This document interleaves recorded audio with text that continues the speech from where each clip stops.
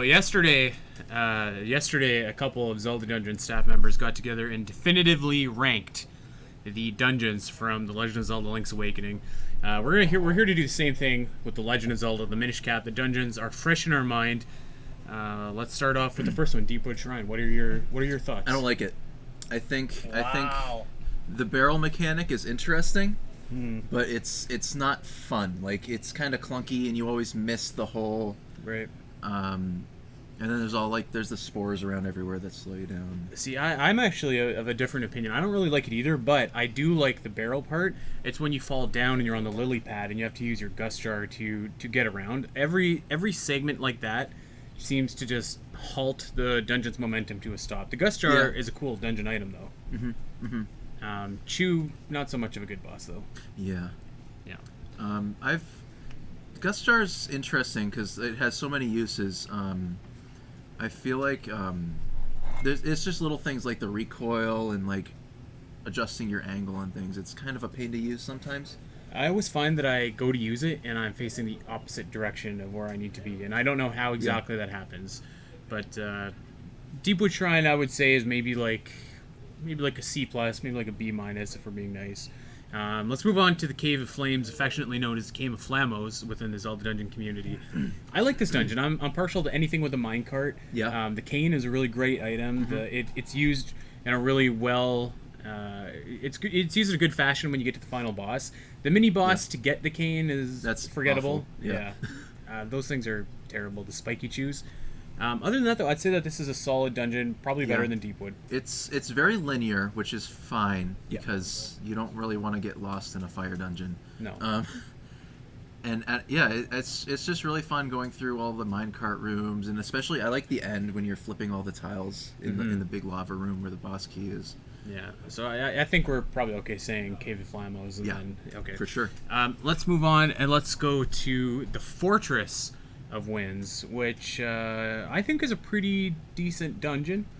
I find it kind of forgettable. I mean, you get the keys, and then I don't really remember what you do from there. I just played the game. it's like a very left-right kind of dungeon. So you got to get your keys on the left and then the right, and then you got to go. I go right first. Well, either way, you do your left and right, or your right and left, and then you go to the other set of doors. You do your right and left, right. And then you go straight back, and you can finish this. it. Yeah, so it's almost like a little quadrant kind of a dungeon. I think that the mole mitts are a good dungeon item. Maybe not the best. They're much better in Skyward Sword for sure. Yeah, absolutely, absolutely.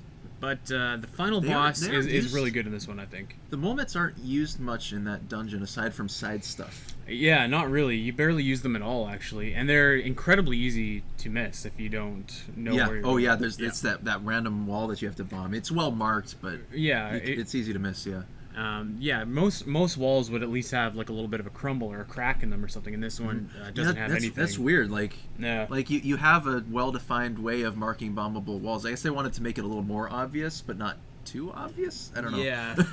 I do think that the boss in this dungeon is incredible, though. Maybe the funnest boss in the game. What is his actual name? Because he's like a bongo to me. Yeah, Mazal. Yeah. He's like the 2D bongo. He's a really cool guy. He has his orbs on his eyes. You got to shoot him with the arrows, hit his hand, shrink down, go inside of him, use your mole mitts to find the one pillar and defeat him. I think that's a great boss battle. For that boss battle alone, I would say that I like this one more than Deepwood Shrine. Maybe not more than Cave of Flamos, though. I agree. I think Cave of Flamos ranks above it. Quick note on Mazal. I find it interesting that you got Mazal in Minish Cap, and then it goes Bongo, and then Godon in Wind Waker is another similar one. Yeah, that is similar. Now that you mention it, it's a great theme to have like the hands that you need to take out before you can get to your real objective, which is the head. It's a great boss fight. And Mazal's nice because like it's kind of more involved. Like you're actually getting inside the head and doing things. I also like every boss fight where like you incorporate the shrinking down to the Minish size. Except for that as well. Vati's stage 3. Anyways, we'll get there. We'll get there. Let's move on. Let's go to the Palace of Droplets. Temple of Droplets. The Temple of Right? Droplets. Is it Temple of... Yeah, you're right. The think Temple of Temple of Droplets. Droplets. Yeah. The Palace of Winds, Temple of Droplets. Temple of Droplets. We just played this. You don't read text, and that's... It's pretty good. It's... For a water dungeon, it's pretty good. Yeah. It's more of an ice dungeon. Yeah. Which is... It's made better by the fact that you can kind of use the Pegasus boots to break the ice mechanic. You can, like, it's really weird, but, like, if you're just running around, you slip all over the place. But if you dash with the Pegasus boots, you go straight. You can turn on a dime, go straight again. Yeah. I've always been a fan of those block ice puzzles, and Yes. I know most people hate them, but I don't know. I find that there's something endearing about them. They're such like an old school style of gameplay that it makes me smile whenever I have to do one. So I like it. I think that the lantern is it's okay.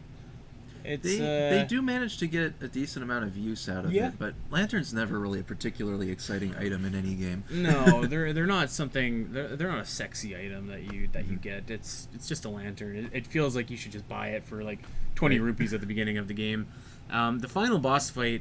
Actually, before we get to the final boss fight, let's just talk about the mini boss fight, which is the Electric Blue Chew, which is awful, awful. Yeah, that part where he's just electrocuted and jumping around and you can't do anything but dodge. Yeah. That's not engaging or. No, it really sucks. The final boss battle is okay. He's a hard boss battle, It's, yeah, very deceptively hard. difficult. Yeah. If you can time it just right, you can light his tail on fire as soon as the ice spawns, which is the way to go. But yeah, I had a challenge with it. I think I would rank this one above Deepwood, but behind the other two. I think I might put it above Fortress of Winds. You know what? I'm not. I wouldn't die on that hill. I could agree to that. Yeah, I don't really have a great argument for that, but Yeah, like they're very similar to kind of dungeons to me, so we can go with that. So we got. they are very similar. It's the quadrant thing again. Like Yeah. you have to go around and hit the two switches, and I really like the fake out with the element. Was it the water element? As soon as you think you have it, it's sucked up by the big Octorok. Yeah, it's very much a left-right dungeon again. So, all right. So we got the Cave of Flamos at number 1. We've got the Temple of Droplets at number 2. Fortress of Winds at number 3, and Deepwood Shrine at number 4. This is probably the most divisive dungeon in this game, I'm sure. The Palace of Winds. And I don't know how to feel about it. I love Rock's Feather. Yeah. I love that it's this great, grand dungeon, but this is so long. It's a little too much. Yeah, it's so long. There's no hearts. There's no warp point. The warp point is after you've already gotten through the two. Like, what are you've those used called? your The boss ball and key chain already, guys. yeah. And then you have to go around more. Like, I would think you would get the warp point immediately after defeating those two. And But there's a you still have tile to in the go- middle of that room, too, that looks Yeah. exactly like a warp point. It is. So you go around, and it's when you go around that it forms, I think, right? Oh. Or is it later? No, it's later when you fight the Dark Nut. Yeah, you That's right. fight him kind of on the platform, and you can push him off. You get the blue one, but it's a excessively long dungeon. Like it's almost like two dungeons kind of jammed into one. And there's no shortcuts, really. No. Like, you die in that, and that's like 20 minutes. Yeah, if you die in that, it's pretty catastrophic before you get the warp point, because you have to go all the way back, and that's happened to me before, and it sucks. And like really, this is a Minish cap thing in general, but there's no hearts anywhere in this game. There's actually quite a lot, if you know where to look, I think. I don't know where to look. So it does this thing where some skulls or pots are just like in places where it's obvious, like, oh, that's a heart. That's got to be a heart, like by the boss doors and Yeah. What I more so mean is, like, you can find the pots, which is fine, but then, like, when you fight enemies, Yeah, they more often than not, they don't spawn hearts, which you kind of gotten used to Zelda enemies being fairly gracious with that, and this game, I think, is not. I think that the mini boss fight in this dungeon to get Rock's Feather is pretty forgettable. It's just a bunch of whiz robes. You fight the ball and chain dudes, again, kind of forgettable. I don't think that there's any. I mean, there's a Dark Knot or two, but I don't think there's anything else other than that. Is Dark there? Knot's very forgettable. You only see him for a couple seconds. Yeah. The boss is a good fight though. Really good. Yeah, fight. yeah. It's actually it's really fun. It feels like you're like on a aerial adventure, like So fighting in the to, sky. to anyone that needs help picturing this, the boss, you're on this giant praying mantis, and No, it's a manta ray. what did I say? Praying mantis. Praying mantis. Yeah, it's a manta ray. It's not a praying mantis. It's not a prismantis No. either. Okay, so you're on this giant manta ray. There is a second manta ray, a blue manta ray that's flying around shooting bullets at you while you're on top of this thing.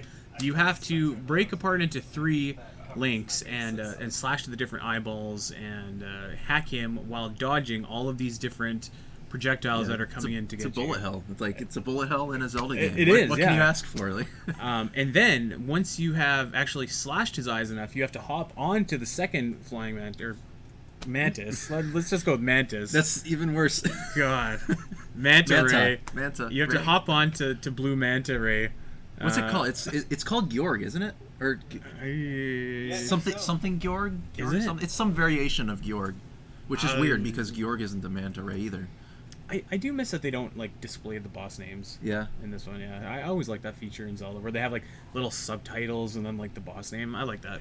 It's called Georg Pear.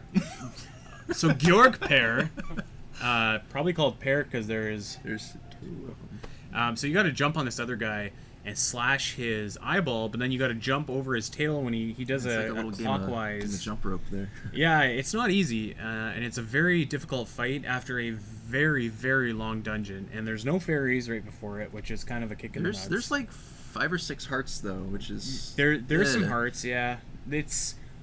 It doesn't get, I mean, as we both just did, it doesn't get you back to full health before you go into that boss fight. So you have to play smart and you have to play slow, I feel, because you really got to dodge all of the bullet hell stuff that's coming at you. Where would you rank this? I'm curious. I would say I'm gonna try to compare it with Fortress of Winds. I think it's hard because the boss is so good, but the dungeon is like it's got a lot of good things in it, but there's just so much filler. I think like Fortress of Winds has a really great boss too, though. That's true. I think that has a great boss. That's true. I think that Rock's Feather is a better item. It's so long though. Like it really is just an incredibly long dungeon that doesn't need to be as long as it is. It's not like a bad dungeon though. You don't feel like it's giving you a lot of time to just appreciate the Rock's Cape? Or is that too much? Do you get sick of the Rock's Cape by the end? I mean, you do. Like you use that over and over and over again. Like this is the dungeon where you use the item the most by far and away in this game. But you also, it's very freeing to be able to jump and use Rock's Feather that way. So like it does feel nice. I would say I like this better than Fortress of Winds. I think I can agree with that. Yeah, so that would put us at number 2 right now. Is it really number 2? Wow, that's surprising. And I mean, Minish Cap doesn't have very many dungeons. It has 6 dungeons 6, all in all, yeah. but yeah, you know what? I'm okay with that. I mean, it does have like an epic feel to it when you get there. There's a lot of build up to get to that dungeon. The little collection. Yeah. I don't know, but we're lucky that's not part of the actual dungeon itself. Yeah, we should not consider that. Yeah. Yeah. And okay, so let's get to the last one here and talk about Hyrule Castle. Dark Hyrule Castle. Dark Hyrule Castle. What do you think? It's I kind of like it. It's really it's kind of nerve-wracking. Like this is the final dungeon and it's got dark nuts. I really like the dark nuts. Mm-hmm. I feel like they're really fun to fight, except for the first time. Yeah, I feel like fighting dark nuts is really rewarding when you have the skills and you've upgraded your skills and you can use them to like kind of easily dispatch them. I have to be honest, I have not gotten the skills in many years and I don't even remember what they are. To be honest, I don't think Is there like a down? Been a while. There's a down thrust. There's a down thrust. There's I think some kind of like dash dodge kind of thing that you can use. Someone correct us on this, but the last couple times we've played this, there's been no time for that. So it's fighting them can be a little bit dicey using capes and bombs and stuff like that. And there is a lot of Dark Knots in this dungeon. I think there's like 10, maybe 9 or 10. It's 3, 2, 1, 1. So that's 7. And then there's the one or is it 1 or 2 to spawn those?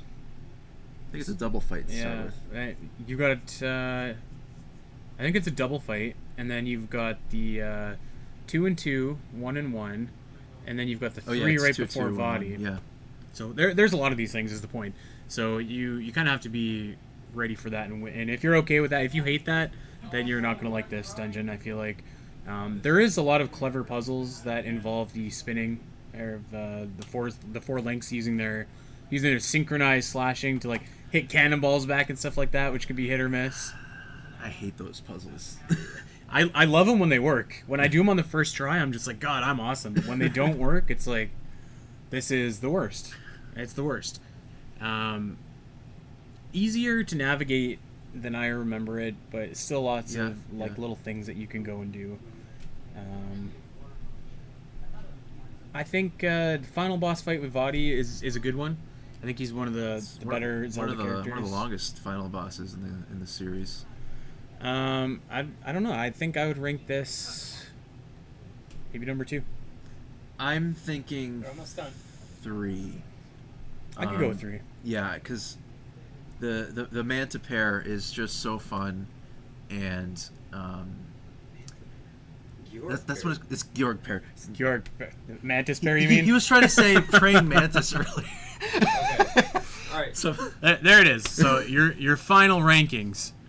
Number 1, the Cave of Flamos. Number 2, the Palace of Winds. Palace of Winds, yes. Number 3, Dark Hyrule Castle. Number 4, Fortress of Winds. Number 5, Temple of Droplets. Number 6, Deepwood Shrine. That's gonna do it for us I don't in think our Mozzie likes that. definitive You know how we feel about definitive ranking of the Minish Cap dungeons. We're gonna throw it over back to the marathon. We got some Triforce Heroes multiplayer going on. We're gonna leave so that we don't have to play. And Of course you're playing. You guys are playing second round. oh no. Switch it. Throw it over to you. Back to you.